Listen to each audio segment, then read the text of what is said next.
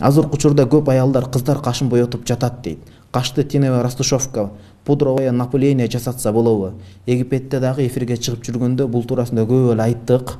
Бирок азыр кайра айтып берейин. Аны боеткондон кийин боегу сыйрылып түшөт экен. Калганы осмого окшоп териде 1-2 жыл жүрөт экен.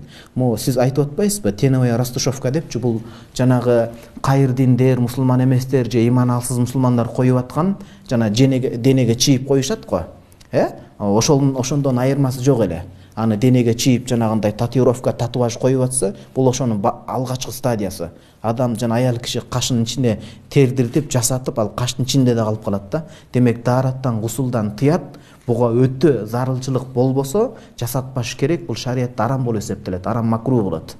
Ихтиярда жанагы биз жогоруда атаган китепте ушундай хадис алып келет. Ла'аналлахул вашимата вал мустаушимата вал василата вал мустаусилата вал ваширата вал мушарата вал мутанаммисата вал мутанаммисат. Бул дегени жанагындай вашимата вал мустаушима дегени денесине татуаж, татуировка койдургандарды, коюп бергендерди да Кудайым каргышына алган дейт. Өзүнүн чачы эмес, башка бирөөнүн чачын, башка бир адамдыкын болсун, башка бөлөк жаныбардык болсун, чачуулап чаш кошкондорду дагы Кудайым каргышына алган. Тиштерин каарып калып кемпир болсо, өзүнүн жаш корагына келип адамдарды алдап, тиштердин ортосун аралатып, жанагындай ашыкча жаштай болуп көрүнгөндөрдү, анан жанагындай туура эмес жерине азыркы сиз сурап аткандай ушундай нерселерди тергендиги, башка болгондугу бул жакшылык алып барбайт дейт да. Бул коркутуу эмес, бирок шариаттын чеги ушундай, адамга зыян болуп калат.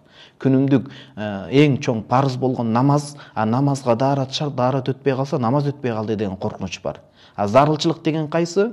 Кудай сактасын, айыл жергесинде дандырга нан салып атып, кашы күйүп калса, ар кандай аварияга Кудай сактасын, кырсыкка кезигип калса, аябай бетине залакка жетип кыйналып калса, күйөөсү шарт кылып болбосо мен ажырашып кетем деп кыйын жагдай, бул эң акыркы жагдай болуп жатса, ал учурда анда дагы башка жолдору менен деп айтышат.